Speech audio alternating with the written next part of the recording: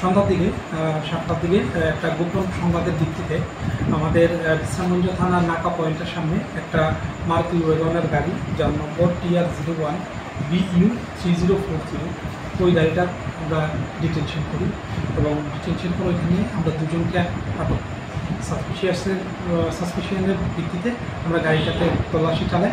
তল্লাশি চালানোর পর এখান থেকে 15 লক্ষ টাকা ক্যাশ আমরা উদ্ধার করি।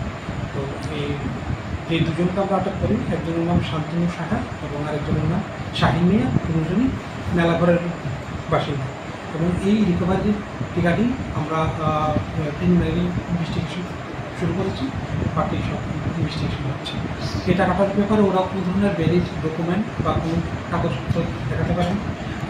আপাতত ওই দুজন আমাদের বিশ্রামগঞ্জ থানাতে আছে, হেফাজতে আছে। ওই টাকাটা এটা আমরা হচ্ছে তদন্ত সাপেক্ষ।